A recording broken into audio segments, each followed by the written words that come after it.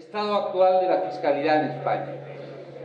Antes de presentar a los que me acompañan, quiero, desde luego, hacer un pequeño capítulo de agradecimiento, ¿no? Primero, a todos los que van a tener la paciencia de escucharnos. En segundo lugar, a los organizadores, muy especialmente a su presidente, Fernando, siempre con las palabras justas, adecuadas y además con una simpatía que te caracteriza. Gracias corporativamente al Colegio de Gestores y dos pequeñas incursiones al respecto. Decía el inmortal Carlos Gardel que 20 años no son nada. Si siguiera entre nosotros, hoy nos diría que 90 años sí son muchos. Que un colegio profesional, una corporación profesional lleve 90 años al servicio de la sociedad, porque es lo que hacéis los gestores administrativos, dice mucho en favor de la calidad de ese servicio y de la utilidad de su función. Por tanto, enhorabuena al colegio y a todos los colegiados y a todos los profesionales. Y ahora la segunda incursión va a ser para sacar una pequeña dosis de orgullo personal, ¿no? Me cabe la satisfacción de decir que yo conocí a esta corporación y a este colegio hace aproximadamente 20 años, lo que decía Gardel, ¿no? Cuando, estando yo de paso en la agencia tributaria como director general, se aproximaron a mí los entonces directivos del colegio y se aproximaron a mí con una oferta de colaboración social. Me explicaron lo que era la profesión, me explicaron lo que era el colegio y me explicaron cuál era su voluntad, que era ser partícipes activos de la aplicación del sistema tributario en España, mediante una colaboración entre el organismo público responsable de hacerlo y la red de gestores administrativos presentes en toda España. Evidentemente, cualquier persona medianamente inteligente que recibiera esa oferta la hubiera aceptado con los brazos abiertos. Y eso es lo que yo, sin ser medianamente inteligente, hice. Y a partir de entonces se estableció efectivamente una colaboración entre la agencia tributaria y los gestores administrativos, que no sé ahora mismo cómo está, pero que entonces he de decir que fue absolutamente fructífera. Y de eso surgió además que el Colegio de Gestores Administrativos tuviera el absoluto detallazo, probablemente inmerecido, pero absoluto detallazo, de concederme el premio San Cayetano, creo que fue en el 2002 o 2003, no sé si hace 20 años o 21. Desde entonces, tanto por la colaboración que me ofrecieron y que efectivamente desarrollamos conjuntamente, como por el concederme el honor de ser premio San Cayetano, creo que de 2003, mi agradecimiento y mi compromiso con los gestores y con esta corporación es la máxima. Intentaré, por tanto, dar lo mejor de mí en correspondencia al desarrollar esta mesa redonda. Y paso a presentar a los que me acompañan. Por orden de situación geográfica. Bernabé Torres es economista, auditor, ejerce como asesor fiscal. Tiene una actividad profesional de 20 años aproximadamente. Los 20 años se nos van a repetir a lo largo de esta sesión. Y, por decir un dato adicional, hemos colaborado juntos en el despacho que yo he tenido abierto hasta mi reciente jubilación. La cartera de clientes básica que yo tenía la mantiene Bernabé, y si hubiera aquí alguno de ellos, diría que la mantiene también o mejor, la atiende también o mejor como la atendía yo. A la derecha de Bernabé, bueno, a la izquierda, según lo ven ustedes, se encuentra Emilio Valerio, fiscal de carrera, empresario antes floreciente, llegó a crear un grupo empresarial con 12, 13 pymes, en una visión inteligente, porque asumía integralmente lo que es un sector económico, fabricaba cebada, producía cebada, fabricaba la cerveza y la distribuía. E igual que con la cerveza, con el vino. E igual que con el vino, con el aceite. Y alguna cosa más incluso, ¿no? Insisto, un pequeño grupo empresarial prácticamente generado por él durante varios años y floreciente hasta que el poder tributario decidió que no lo fuera. Luego saldrán los temas, pero solamente un pequeño apunte para ver hasta qué punto el Poder Tributario decidió que no fuera floreciente el negocio empresarial de Emilio. De repente le acusan una denuncia en la cual le acusan de haber cometido 37, no me he equivocado, 37 delitos fiscales y le solicitan, perdón, 15 delitos fiscales, sí me había equivocado, le solicitan 37 años de cárcel y 12 millones de euros en concepto de cuotas más sanciones. Adelanto ya, para que no se le mire con una especial sensibilidad, que tras el juicio resultó absuelto de todo. Absolutamente absuelto de todo. Por eso creo que es un testimonio ciertamente interesante, porque frente al aplicador y asesor del sistema tributario día a día, tenemos a una víctima directa de cómo se ejerce el poder tributario en este país. Víctima concreta que puede, y además es jurista de profesión, con lo cual efectivamente su visión va a ser tremendamente interesante. Y finalmente, in the corner, está Alejo Moreno. Alejo Moreno es cineasta y tiene producidos, dirigidos varios documentales con varios premios obtenidos en festivales, pero se ha hecho famoso por su último documental que va sobre el tema tributario. Se llama Hechos Probados. Seguramente la mayoría de vosotros habéis oído hablar de él y muchos lo habréis visto.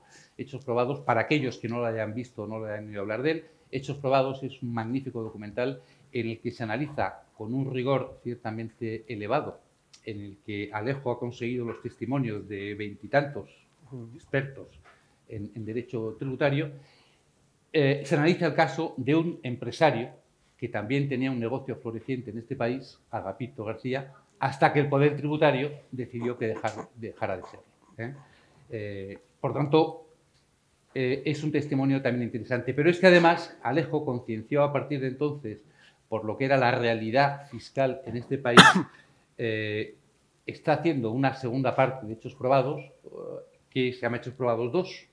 Sí, bueno, fraude, si no cambiamos de título. Y que lo que está ahora viendo es ya no el gran caso que ejemplifica el abuso del poder tributario frente a un individuo, sino los múltiples casos, evidentemente con menos significación económica, pero los múltiples casos donde a diario el poder tributario abusa de multitud de contribuyentes. Bueno, os he presentado y yo creo que es hora de empezar.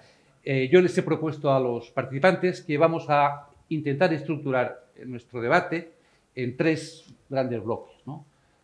Los impuestos que se nos exigen, la forma en la que se nos exigen y los abusos en los que se genera esta forma de exigencia. Más o menos vamos a intentar que sea así. Luego el discurrir los acontecimientos mandará. Y entonces empiezo por ti, Bernabé, que tú día a día tienes que aplicar los impuestos para tener a tus clientes. Sí, yo me siento identificado. En primer lugar, buenos días a todos. Y me siento identificado con vosotros. Que no se te oye, habla más alto. Igual es que es cuestión de... ¿O no lo tienes? Bájate eso, hacia la boca. Ahora, y habla alto. O sea, ¿ahora mejor? Habla alto, no, sin miedo. ¿Ahora? ¿Sí? Gracias. Nada, buenos días y me presento, ya me ha presentado Ignacio, trabajé con él y la verdad que ha sido una experiencia increíble. Me llamó para participar en esta y no me pude negar, así que espero que resulte bien. Más o menos el trabajo que yo desempeño es el que estáis desempeñando todos vosotros, es decir, la llevanza de la contabilidad, la presentación regular de todos los impuestos, la contestación de requerimientos. Ahora estamos con el modelo 347 de operaciones con terceros, ¿no? Que supongo que estaréis a tope con eso, que es importante y hay que revisarlo porque ahí pueden surgir inspecciones o revisiones. Entonces, ¿cuánto han subido los impuestos en este país en los últimos años? Una barbaridad. ¿Qué impuestos nos han subido y qué impuestos nuevos nos han creado? Haznos un repaso. Impuestos nuevos que han creado, pues si queréis empezamos por los últimos, que son el del sector energético, que sería del 1,2% sobre el importe neto de la cifra de negocio, el del sector bancario, que sería del 4,8 sobre las comisiones y los intereses que cobran los bancos a todos sus clientes por la concesión de préstamos. Como veis, estos impuestos se giran sobre una magnitud que ya está grabada en el impuesto de sociedades, es decir, sobre los ingresos, que forma parte del beneficio, ¿no? Pero bueno, eso luego entraremos más adelante. Se ha subido, por ejemplo, el IVA por vuestra salud de las bebidas que son azucaradas, pues ha pasado del 10 al 21, ¿no? Es que es increíble. Las cuotas de los autónomos, que supongo que muchos estaréis escandalizados con la subida, pues se ha implementado un plan de 15 tramos en donde ahora va a ser en un periodo para ir al final a cotizar por los ingresos reales, ¿no? Esto complica enormemente. Me estoy acordando en este caso de, por ejemplo, los agricultores que están en régimen de módulo, que tienen que hacer una estimación de cuál va a ser digamos, su ingreso. Entonces, es increíble todo, y todo con revisiones, con una cantidad de y con todo esto, Bernabé, con todos estos impuestos nuevos o la subida de impuestos ya existentes, para completarla, el impuesto sobre los plásticos, el aumento del impuesto sobre primas de seguro, el IRPF, por deducciones reducidas, por la inflación, etc. Con todo esto, ¿cuánto pagamos al final de impuestos? Es decir, ¿dónde estamos en presión fiscal? Pues una barbaridad. El tema de la presión fiscal la explica muy bien Ignacio en su libro Impuestos o Libertad, y la verdad que ese indicador de presión fiscal es un cociente, el resultado de dividir los impuestos sobre el Producto Interior Bruto. ¿Qué es lo que pasa? Según los datos del 2020, España estaría en torno al 37, me parece, con 5, y la media de la Unión Europea estaría en el 40 y poco, ¿no? 41. 42 prácticamente. Entonces, si tenemos en cuenta que... Pero fíjate, vamos a pararnos, porque efectivamente en 2020 era el 37,5. En 2021 fuera prácticamente el 39, 38 mucho, y como bien ha dicho Juan Iranzo, datos del Instituto de Estudios Económicos, ya en el 2022 hemos alcanzado el 42% de la presión fiscal. Lo ha dicho muy bien Juan, ya estamos por encima de la media europea, 1 o 2 décimas por encima de la Unión Europea. Como Alemania está en la Unión Europea, pues ya estamos igual que Alemania, ¿no? Es decir, ya se nos exige tanto como Alemania. Ahora yo pongo encima de la mesa un dato. La renta per cápita de los alemanes es como más de un 50% la de los españoles. En España es 26.000 euros, 27.000 dicen que vamos a alcanzar a lo mejor este último año, ya veremos, pero la renta de los alemanes, la renta media es 43.000. Entonces, con una renta per cápita 43.000 frente a la nuestra de 26.000, es justo, es razonable que se nos exija el mismo nivel de presión fiscal. Alejo, ¿qué opinas? Hombre, yo como estoy aquí, imagino como representante de la sociedad civil, por decirlo así, porque no puedo hablar desde un punto de vista técnico dando unos datos, pero bueno, creo que es importante la visión también de los que no hablamos al detalle en estos momentos, ¿no? Tendría que tener datos y tal, que no los tengo, ¿no? Pero lo que sí que es cierto es que, bueno, yo creo que la sociedad cada vez más que siente esta agresión permanente se pregunta hasta cuándo, ¿no? Porque habéis mencionado un montón de nuevos impuestos. ¿Cuál es la justificación de esos impuestos finalmente, ¿no? Estáis hablando de grabar esto, grabar lo otro, grabar aquello, y dices, bueno, pero ¿en base a qué? En base a recaudar más, ¿no? Entonces, bueno, muy bien, se le pone la excusa al plástico, como podría ser recaudar por los pasos dados en la calle. Vamos a poner el concepto que queramos, ¿no? Pero bueno, esto tendrá que tener un fin, ¿no? Entonces, a mí lo que me preocupa es cuándo va a estar ese tope, ese fin, y en base a qué el Estado va a decir, bueno, hasta aquí ya podemos llegar. Entonces, claro, en ese sentido, claro, con lo que tú dices de Alemania, efectivamente, es decir, puede resistir el ciudadano una agresión permanente, porque lo es una agresión al final a su libertad, ¿no? Es decir, menos recursos personales en función de más que das al Estado, sobre todo cuando vemos, creo que en general todos vemos que los servicios sociales y públicos están decreciendo en su calidad, ¿no? Porque esa es otra derivada, perdona Ignacio, esa es otra derivada que yo, como viajo bastante, tengo oportunidad de hablarlo, ¿no? Porque decimos, en Francia se pagan muchos impuestos. ¿Y cuál es la calidad de los servicios que recibe un francés? ¿Cuál es la calidad de los servicios que recibe un alemán? ¿Qué sueldos tienen? Esas derivadas... Eso lo utilizan los fiscofílicos, eso lo utilizan para decir es que hay que pagar más impuestos. Es que nuestros servicios no son tanto buenos como los alemanes porque pagamos menos impuestos que ellos. Ese era el mantra que ellos utilizaban, ¿no? Evidentemente se les ha acabado la excusa, ¿no? Pero vuelvo a lo de los 26.000 euros frente a 42.000. Fíjate, en España el impuesto por excelencia, el que más recaudación proporciona y el que cumple con la función además de progresividad, con la función constitucional de progresividad, es el IRPF, ¿no? Que es el más adecuado para ser progresivo, para afectar a los ingresos de cada uno y además es el que más recaudación aporta, ¿no? En España la proporción de impuestos que se exige a un contribuyente que ingresa 26.000 euros es la misma que la que se exige a uno que ingresa 42.000 euros. Bernabé, ¿tú que lo aplicas? No, ¿verdad? Pues no. Paga más impuestos proporcionalmente el que tiene una renta de 42.000. Bueno, luego entonces los fiscofílicos españoles quieren que pase algo diferente en España a lo que tenga que pasar, a lo que pase entre España y alemanes. Están propiciando progresividad fiscal entre españoles y proporcionalidad fiscal entre españoles y alemanes. Yo creo que la contradicción en sus términos no puede ser más abominable, ¿no?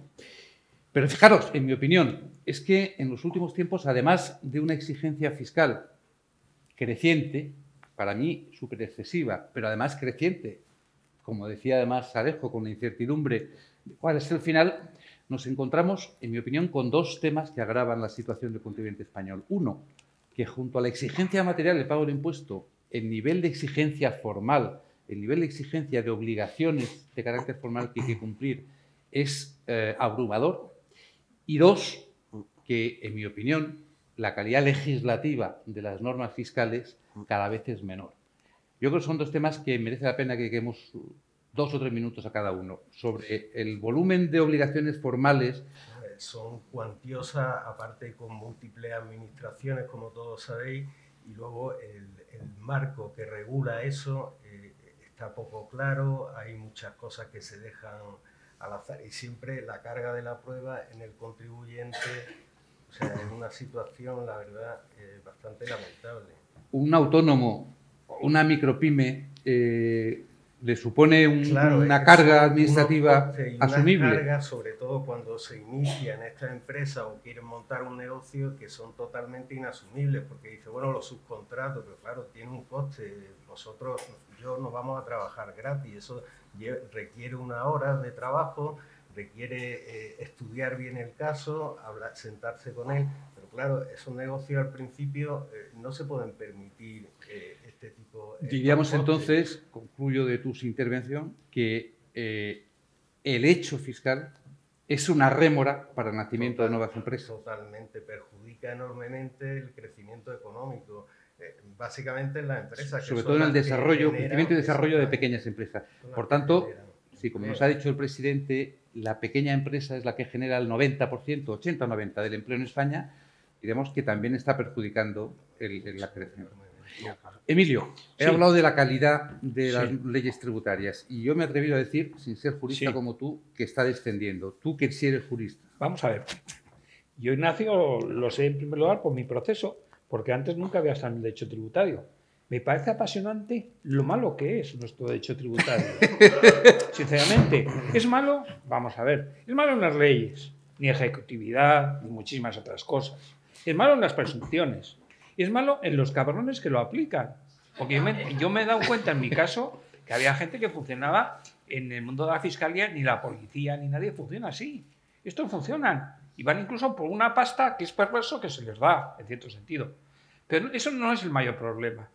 Es malo también en los jefes, porque los jefes a nadie sancionan, porque en mi caso, por ejemplo, diga el tribunal, oiga, es que estos señores han mentido en todas las intervenciones, no pasa nada. Y luego la Fiscalía y la Abogacía del Estado. En conjunto, quizás lo malo es que todos nosotros positivamente somos defraudadores o cooperadores necesarios de defraudadores, que sois vosotros. Claro, esa tesis absolutamente malvada, maléfica, es absolutamente la que funciona en nuestro país. Siempre vamos, desgraciadamente, y lo decía Napoleón, por detrás de todo.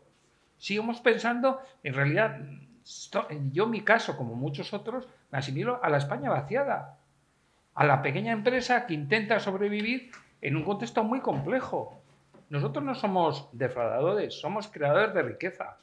Algún día, Fíjate, a Emilio, un gobierno... Emilio, yo creo que Sí. es interesante que les contemos tú y yo, Sí. porque en el caso de Emilio, bueno, yo fui uno del equipo defensor de Emilio, ¿no? Entonces, para que os hagáis una idea del nivel de agresividad injustificada absolutamente en la acusación contra Emilio, diciendo solamente un par de cosas, ¿no? Si me equivoco, me rectificas.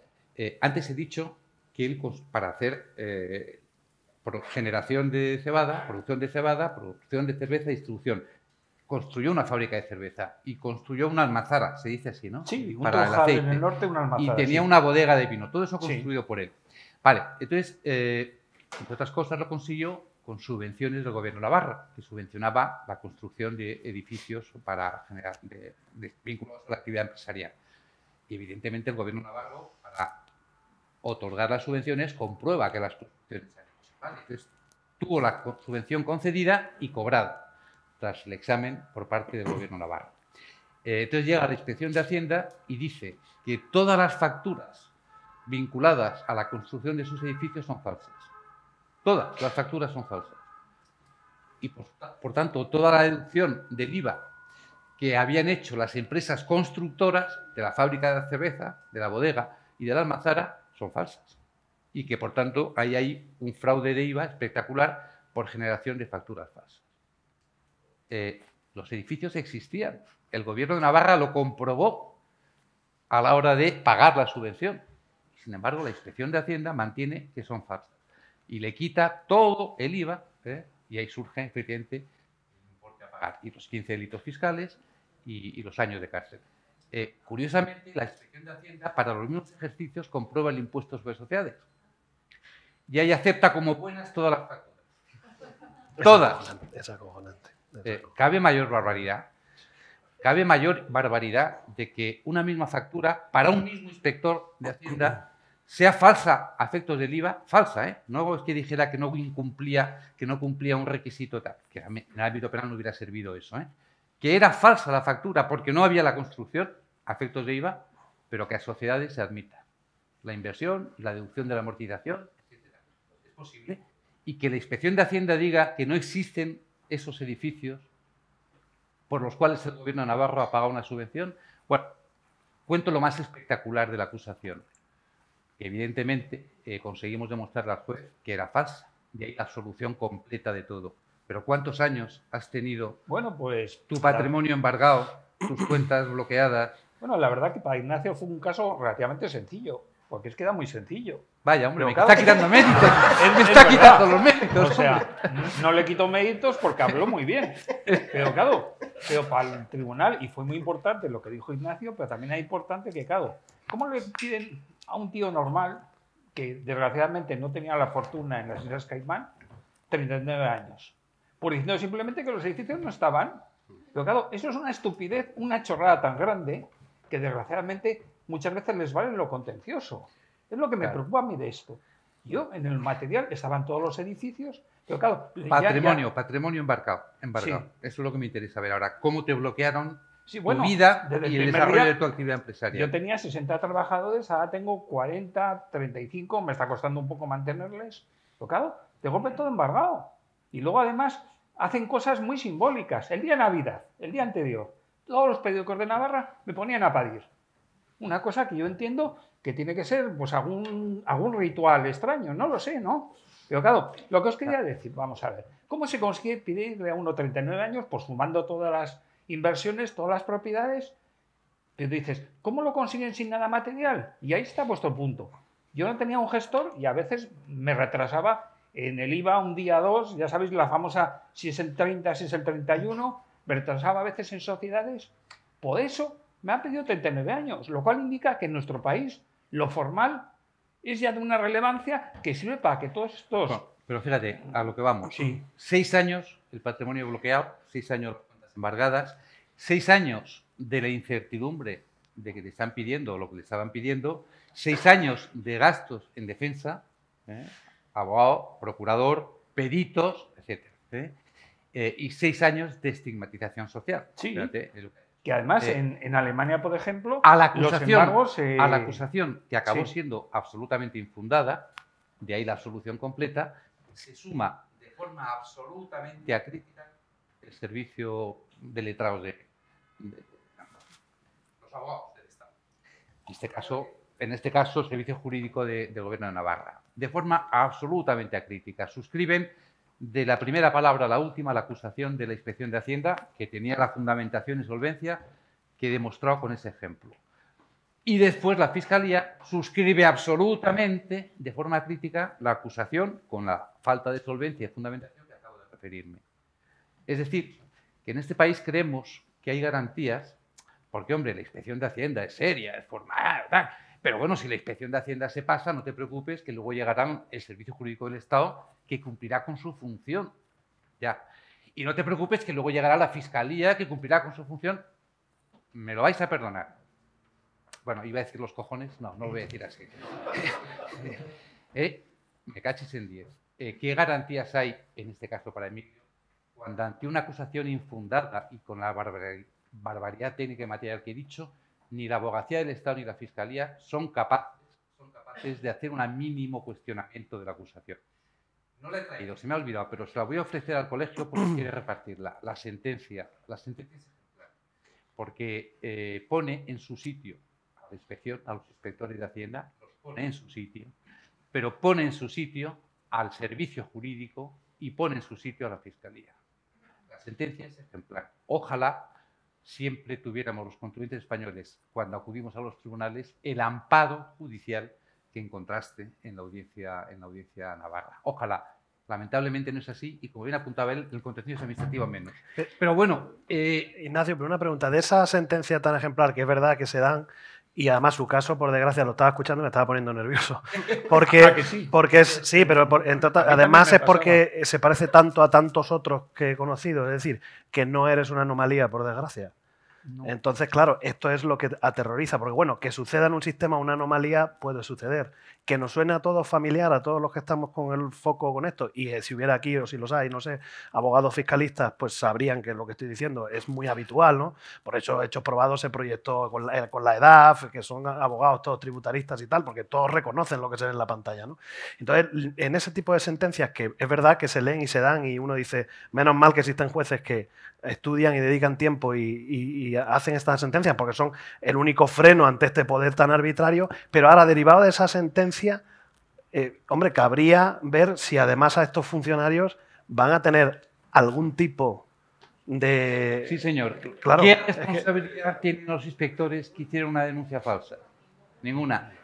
¿Qué responsabilidad tienen los abogados del servicio jurídico que hicieron ese seguimiento acrítico de la denuncia falsa? Ninguna. ¿Y qué responsabilidad tiene el fiscal que hizo ese seguimiento acrítico? Ninguna. Este es el drama de la situación del contribuyente.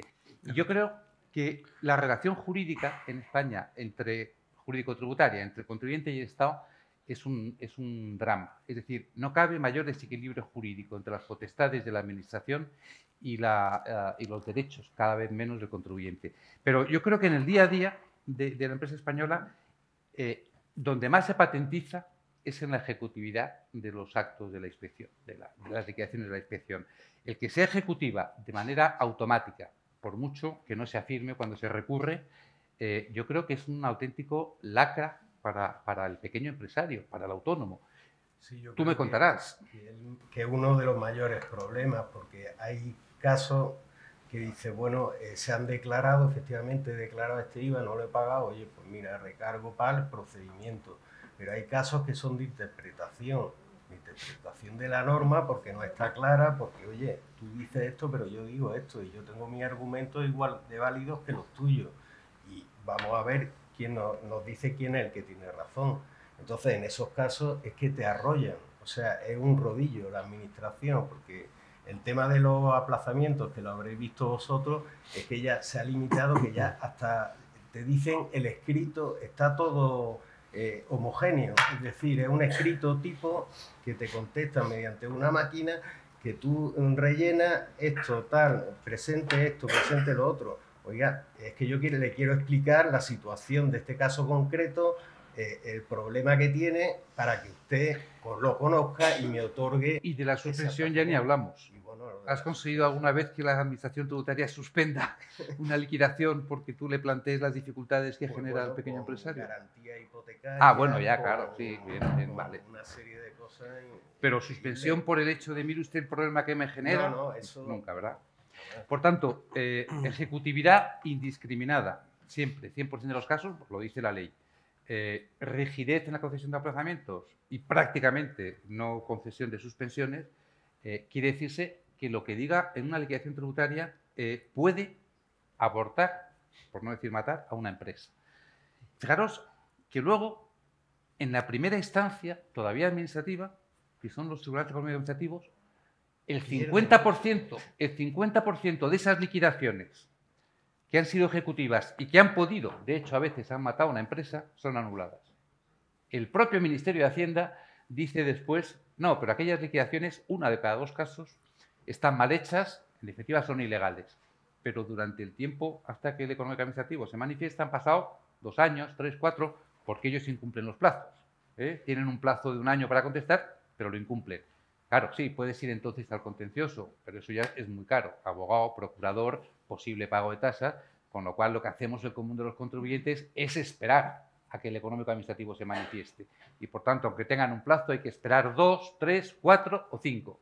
Y a los 5 años, una de cada 2 veces, el propio Ministerio de Hacienda dice, se equivocó la Inspección de Hacienda, esa liquidación es incorrecta. Dice, sí, pero mi empresa ya ha muerto, porque yo no podía hacerme cargo de la deuda que se me estaba exigiendo, la empresa ya está muerta. Ah, muchas gracias por resolverme, muchas gracias, incluso a lo mejor ahora me devuelven lo que me han embargado, pero yo tenía una vida empresarial, una vida profesional, y la han abortado. Y la de los 3 empleados que yo tenía también. Y de nuevo, repito la pregunta de antes, ¿qué responsabilidad se exige a aquel que hizo una liquidación que después ha sido falsa, que no atendió las argumentaciones de que pone usted en peligro mi pequeña empresa y que por tanto la ha matado de manera injusta e ilegal, según el propio Ministerio de Hacienda dice unos años después? Ninguna. Y para ser más polémico, no es que no tenga ningún perjuicio por haber hecho eso, es que tuvo un beneficio en su momento. Es que cuando hacen esas liquidaciones, que luego 1 de cada 2 son ilegales, tienen un premio a través del bonus. No, aclaro, porque a veces se confunden la opinión pública, no es un porcentaje de lo que nos liquida, no. Es que todo lo que nos liquida va a unos algoritmos que tienen ellos muy bien pensados para que nadie pueda entender su funcionamiento, pero que el resultado final es cuanto más liquidas, cuanto más dinero sacas a los contribuyentes que te mandamos a inspeccionar, más te vamos a pagar. Insisto, con un sistema tremendamente complejo. Sí, para que el juez no lo entienda cuando pide que se le dé. Y tú estás hablando todo el tiempo de empresarios, que sí, sin duda, está claro, pero es que en esta nueva entrega que tú has anunciado, y yo lo que me encuentro son contribuyentes normales. De hecho, tengo varias bolsas de funcionarios afectados del Ministerio del Interior.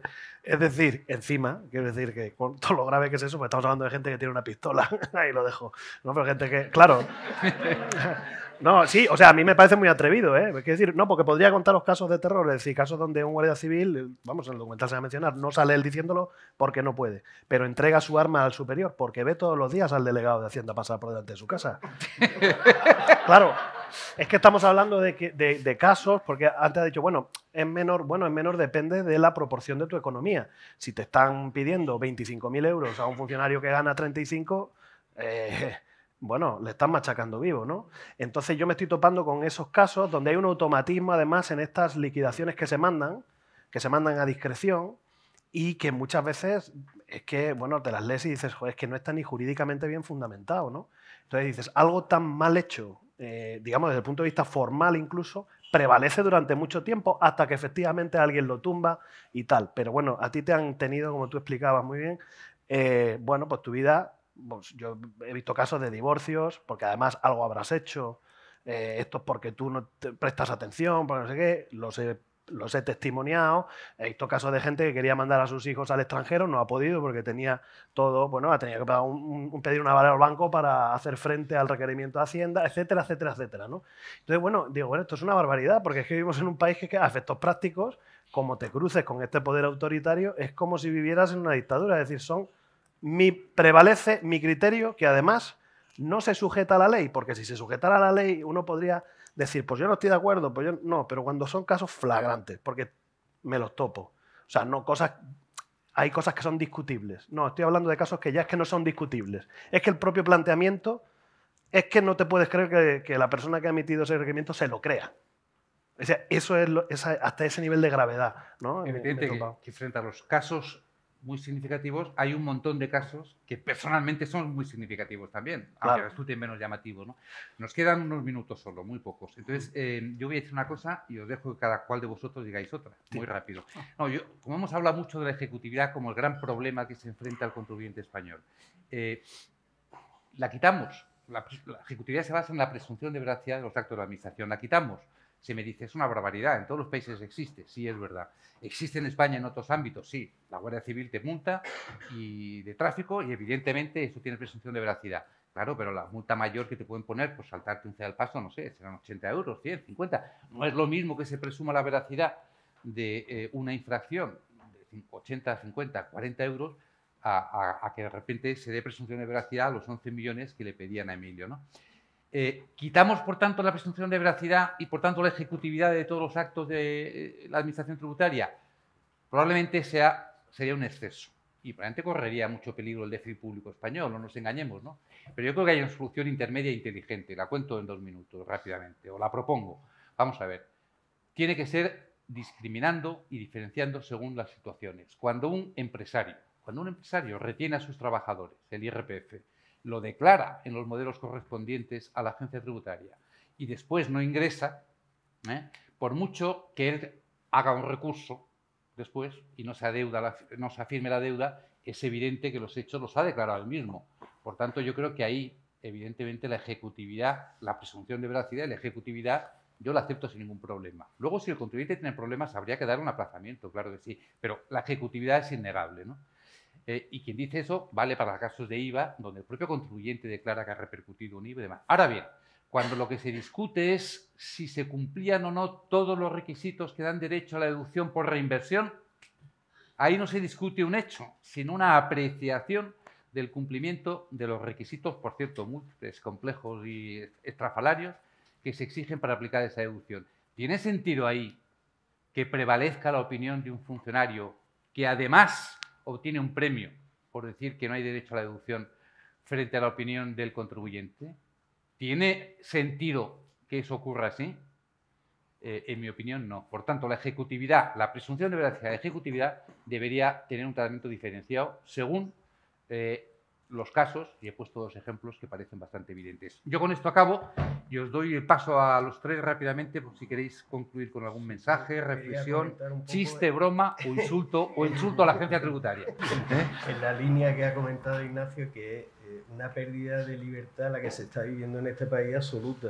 O sea, el tema de los autónomos, tú antes podías decir, oye, yo voy a decidir cotizar en mi vida porque me da la gana, ahora quiero más, ahora quiero menos, ahora menos porque tengo mis necesidades, porque tengo mis hijos, los necesito mandar al extranjero, necesito este dinero, quiero hacer lo que me dé la gana.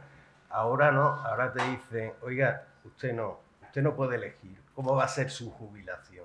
Usted va a ganar esto y va a tener que pagar esto. Y esto ha sido ahora, en un año, y así todo. Decía Juan Iranzo, si os acordáis al principio, nos quieren obligar a comer lo que ellos dicen, nos quieren obligar a vestir lo que ellos dicen y nos quieren obligar a organizar nuestro futuro vital como ellos quieran, ¿no? Emilio. Hombre, 2 cuestiones, pero muy rápidas. Hombre, hay que partir de que el modelo de Estado que tenemos o el modelo de gasto público es insostenible, desde mi punto de vista. Esa es la primera cuestión que evidentemente habría que asumir desde el punto de vista de la política y no se está asumiendo.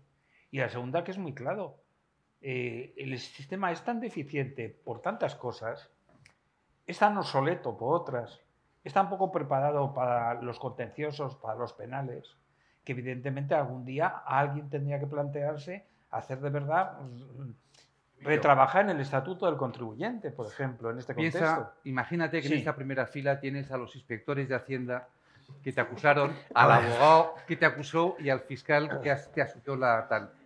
Sí. Mándales un recado. Hombre, vamos a ver. Es un recado demasiado... No se puede andar así por el mundo, es evidente, ¿no? No se puede ser... Iba a decir tan mala persona. no se puede ser parte de un sistema tan vicioso, por decirlo Y suave. además, mala persona. Sí, y además mala persona. Alejo. Bueno, yo ya que además que te tenemos Sí. aquí delante, por supuesto me sumo y además y a la primera cosa que le ha dicho, que es el tema del gasto, el análisis. O sea, realmente tenemos que hacer, y ahí reside el cogollo de la cuestión, un análisis muy serio del modelo de Estado y el nivel de gasto, y etcétera, porque en el fondo estos no son más que los monstruos que surgen derivados de esas necesidades que habrá que cuestionarse. Pero la cuestión también es, en tu caso que has sido director de la agencia, claro, algo que eso en el documental no te lo pregunté, pero bueno, ¿qué pasaba en tus tiempos? Porque claro, tú estabas ahí como jefe Pues supremo. Yo fui el jefe del monstruo, sí. Pero Claro, entonces, hubiera pagado por esa pregunta, porque el monstruo entonces era mucho menos monstruoso que ahora. Muy rápidamente, porque nos ha pasado el tiempo. Yo fui director de agencia tributaria y antes otros puestos directivos en la propia agencia, en una etapa de un gobierno concreto cuya política fiscal o tributaria tenía 3 ejes. 3. Una, bajar impuestos. Bajar impuestos, ¿y de qué manera los bajamos?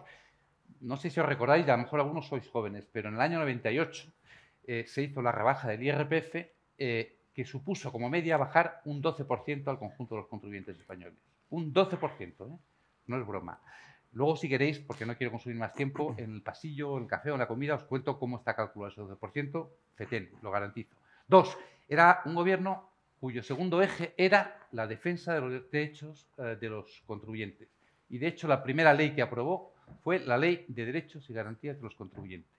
Ley que empezó a ser derogada parcialmente y finalmente ha sido derogada de forma total. ¿Vale? Y tercero, era un gobierno cuyo tercer eje, la política tributaria, era la colaboración social para la aplicación del sistema fiscal. Y me he referido a la aplicación concreta con vosotros, con los gestores administrativos. Esas 3 ejes de la política fiscal, hoy estamos justo en las antípodas. Hoy no se suben impuestos, no se bajan impuestos, se suben. Hoy el Estado es todo con sus potestades y el contribuyente es nada por la ausencia de derechos. Y 3, vosotros me diréis si hay colaboración social en la aplicación de los impuestos. Os dejo la respuesta a vosotros. Pues oye, muchísimas gracias por habernos escuchado. Gracias. Gracias.